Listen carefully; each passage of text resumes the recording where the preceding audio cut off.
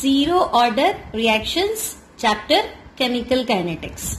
अब स्टूडेंट्स आपको पता है ऑर्डर ऑफ रिएक्शन जो है वो एक प्रैक्टिकल डेटा है ना। रिएक्शन की स्पीड किस रिएक्टेंट पे डिपेंड करती है या नहीं करती है, और करती है तो कितना, पावर 1, पावर 2, हाफ या power -half.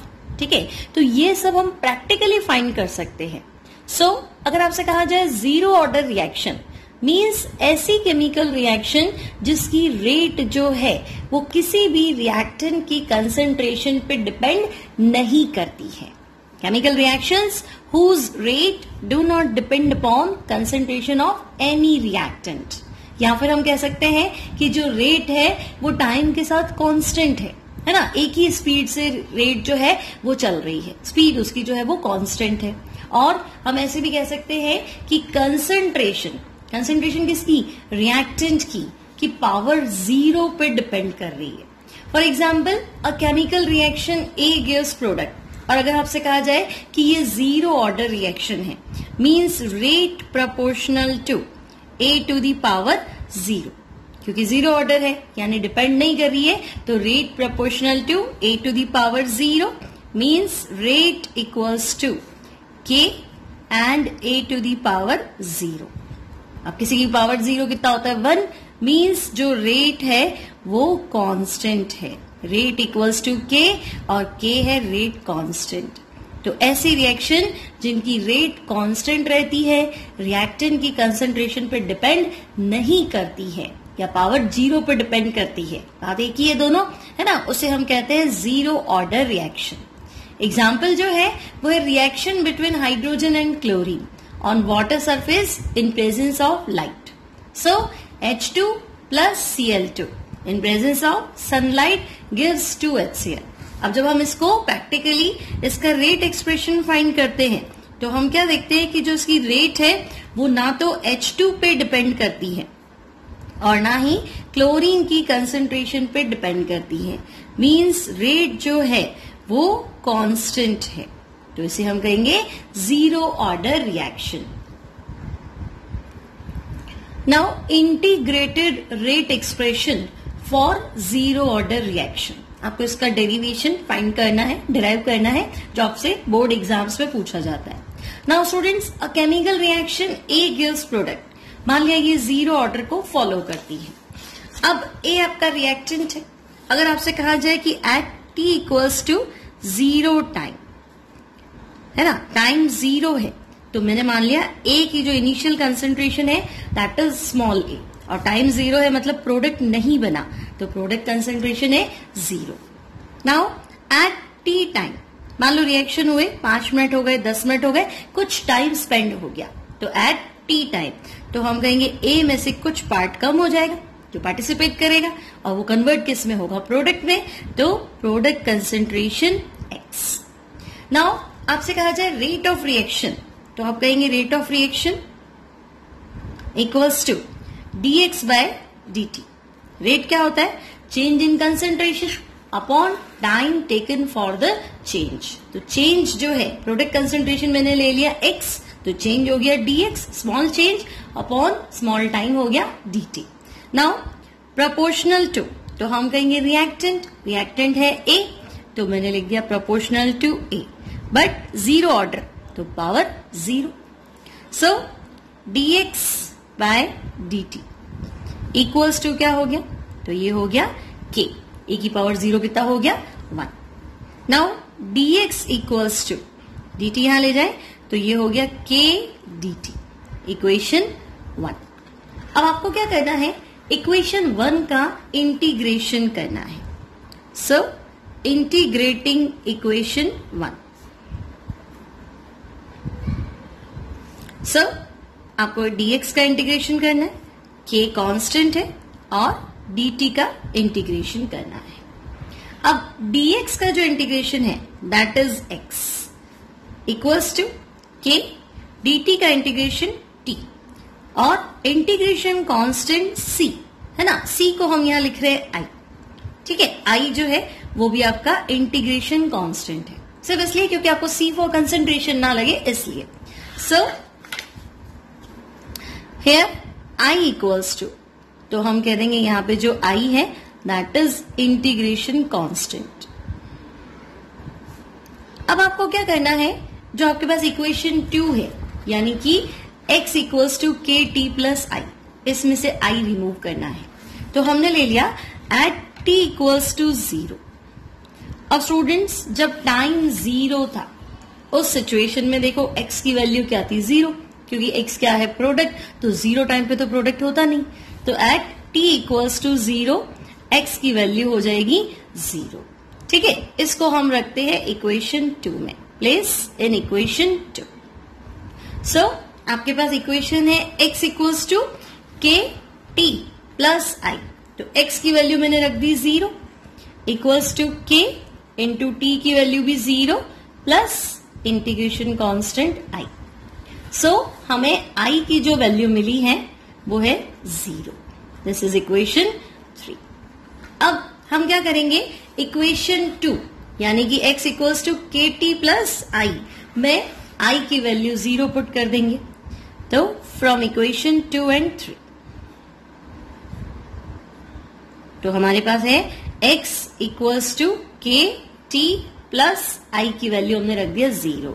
So x equals to K T and k equals to x by T.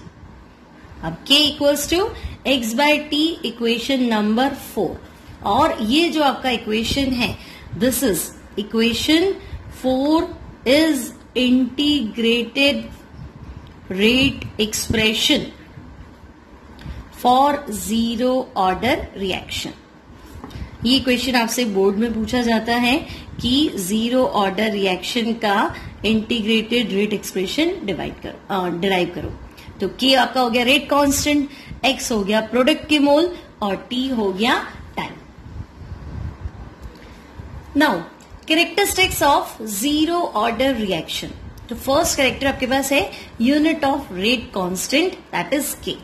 अब students unit of rate constant K, तो हमारे पास जीरो ऑर्डर का एक्सप्रेशन था k equals to X by T.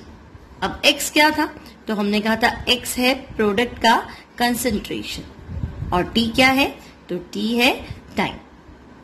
अब जो concentration है उसका यूनिट होता है मोल पर लीटर और टाइम जो है वो हमने लिख दिया टाइम इनवर्स। तो mole litre inverse time inverse, और you can say mole litre inverse, time में मिनिमम टाइम हमने रख दिया सेकेंड इनवर्स। नाउ नेक्स्ट जो कैरेक्टर है दैट इज ग्राफिकल रिप्रेजेंटेशन।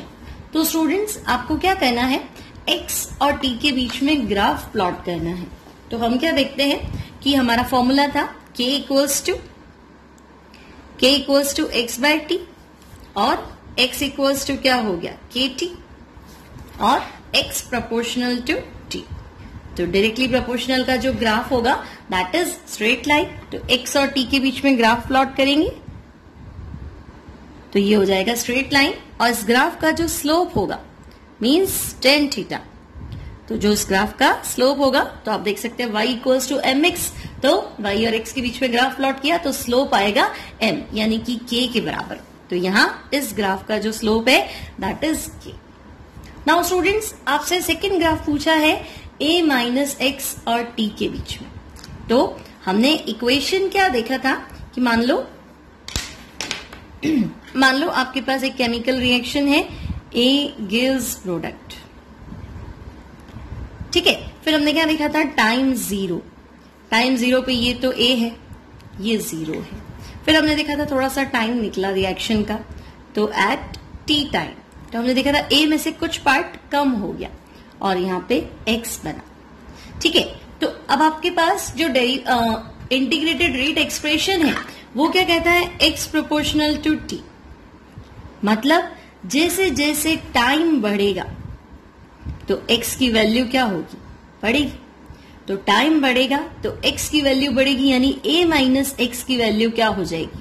अब a में से a तो इनिशियल है, इसमें जितना ज्यादा माइनस करोगे तो वैल्यू क्या हो जाएगी, कम हो जाएगी। मतलब टाइम बढ़ेगा तो a माइनस एक्स की वैल्यू कम हो जाएगी। अब इसकी जो हाईएस्ट वैल्यू है, तो हाईएस्ट वैल्यू क्या थी a, जब x की वैल्यू 0 कर दो तो हाईएस्ट वैल्यू क्या थी? ए। अगर मैं टाइम 0 कर दूं तो आपको याद है जब टाइम 0 था, है ना, टाइम इक्वल्स टू 0 था, तो x की वैल्यू 0 है और हाईएस्ट कंसंट्रेशन क्या है? ए।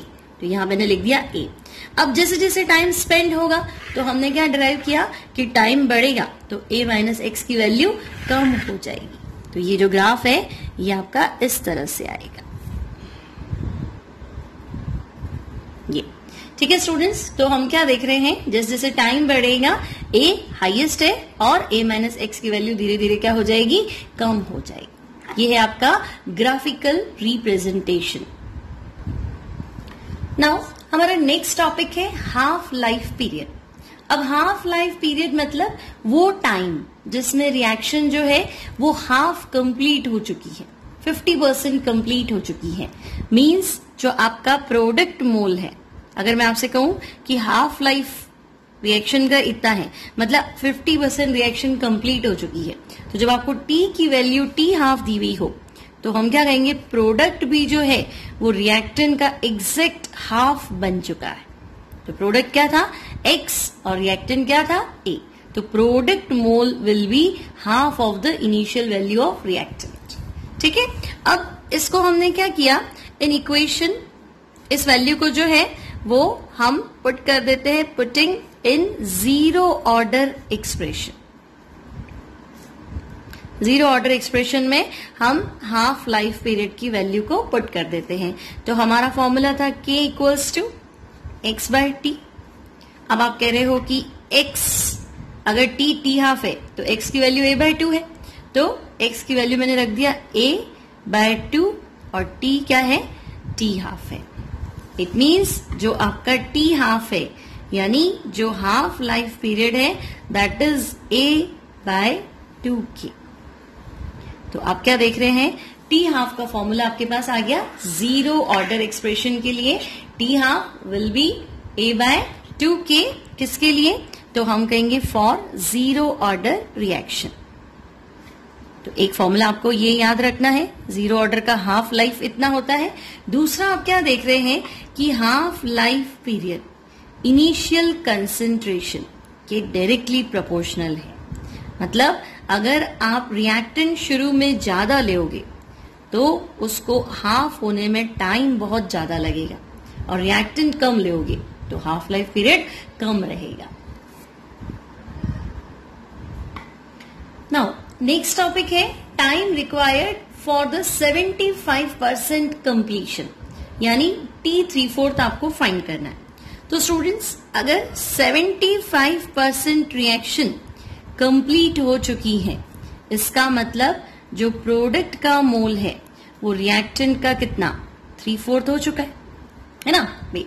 75% कंप्लीट हो चुकी है मतलब ए जो है वो 75% कंज्यूम हो चुका है, खत्म हो गया। तो कन्वर्ट किस में हुआ? प्रोडक्ट में। तो product concentration will be 3/4 of initial concentration. अब आपको क्या करना है, इस डेटा को जीरो ऑर्डर एक्सप्रेशन में पुट करना है इन जीरो ऑर्डर रिएक्शन। तो हमारा फॉर्मूला क्या था? k equals to X by T. Now t की जगह हमें T3/4 रखना है, तो उस सिचुएशन में x की वैल्यू हो जाएगी 3/4, sorry k equals to X by T. तो k इक्वल्स टू x की वैल्यू हमने रख दिया 3/4 into a divided by t, T3/4। Clear? x की वैल्यू आ गई 3/4 a इंटू अपॉन T3/4। नाउ स्टूडेंट्स T3/4 क्या है? तो जो T3/4 होगा that will B 3a upon 4k। तो T3/4 की वैल्यू आ गई 3a डिवाइडेड बाय 4k। ये है टाइम रिक्वायर्ड फॉर 75% कंप्लीशन। ध्यान रहे स्टूडेंट्स, हम जीरो ऑर्डर पढ़ रहे हैं, तो ये जीरो ऑर्डर का 3/4 होने में लगने वाला टाइम है।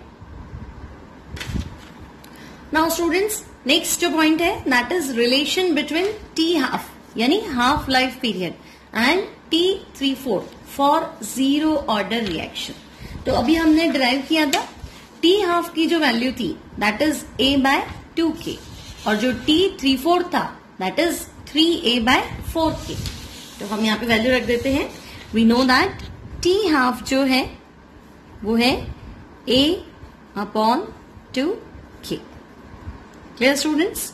और T3/4 जो है वो है 3A/4K. नाउ स्टूडेंट्स, अगर इक्वेशन 1 को 3/2 से मल्टीप्लाई कर दें, है ना, इस वैल्यू को हम क्या करें, 3/2 से मल्टीप्लाई कर दें, तो ये बन जाएगा 3A डिवाइडेड बाय 4K, यानी कि T3/4. तो हम कह सकते हैं कि जीरो ऑर्डर, आपको ये हमेशा ध्यान रखना है हम ऑर्डर कौन सा पढ़ रहे हैं. तो हम फिलहाल जीरो ऑर्डर रिएक्शन की बात कर रहे हैं.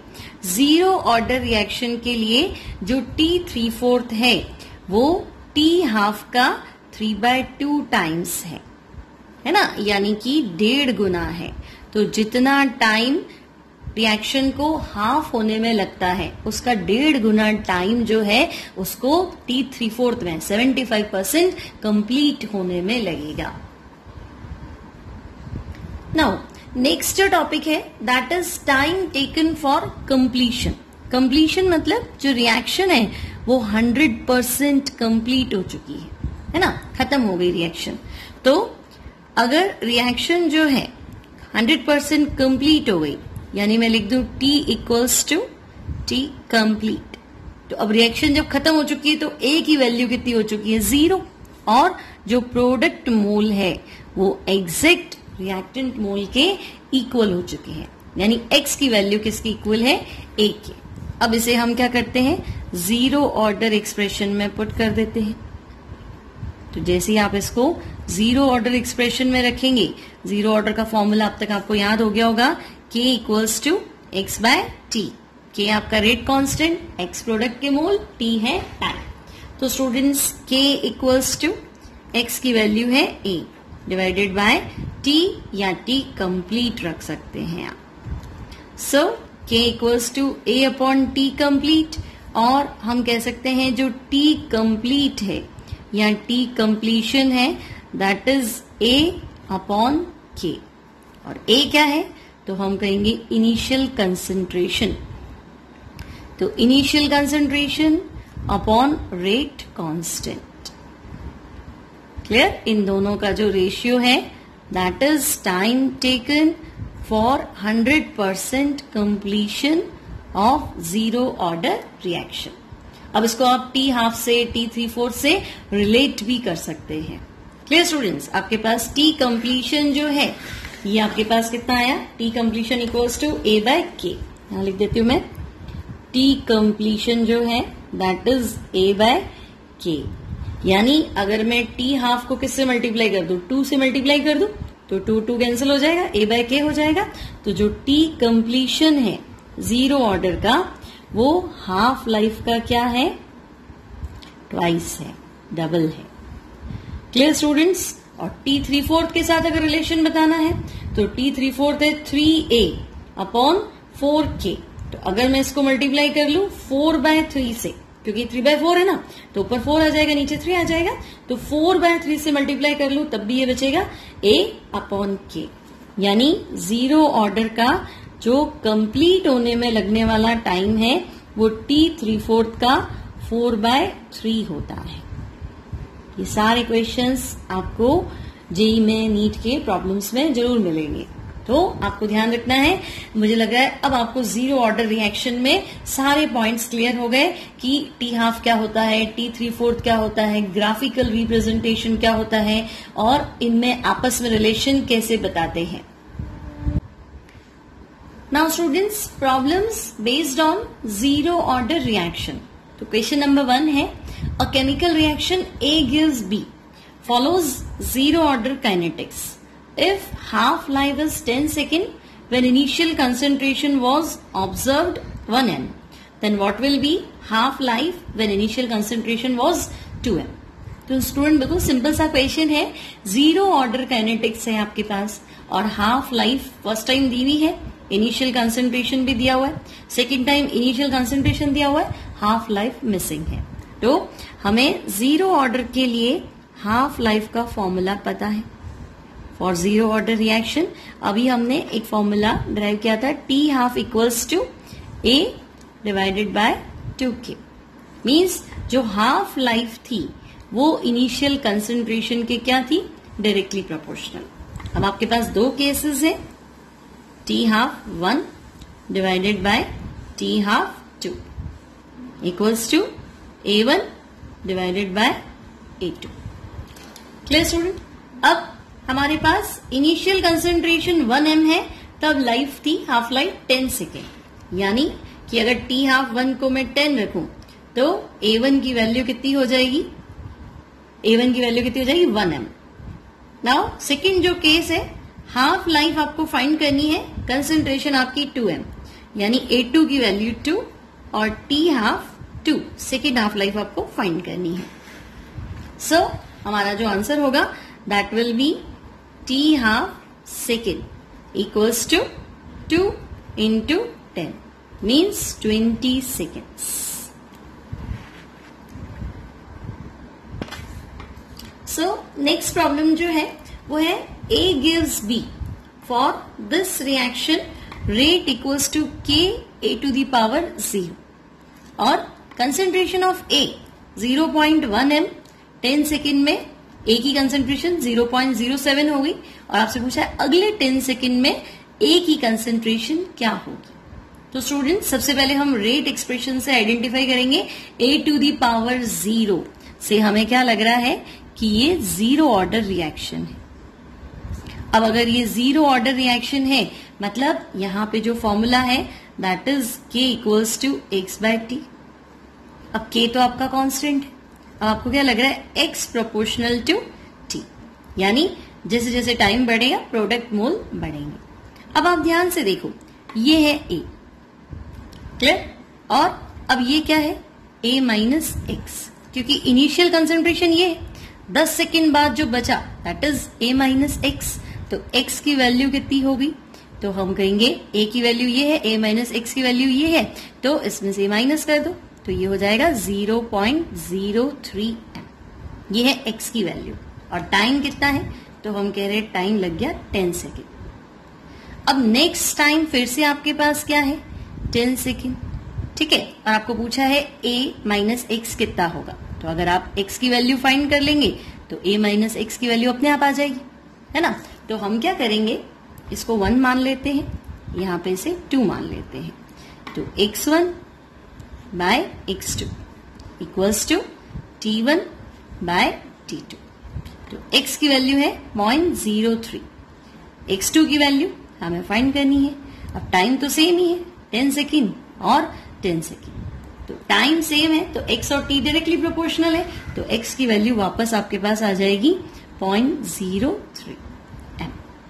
नाउ स्टूडेंट्स यहां पे जो प्रोडक्ट बनेगा वो कितना बनेगा 0.03 प्रोडक्ट बनेगा।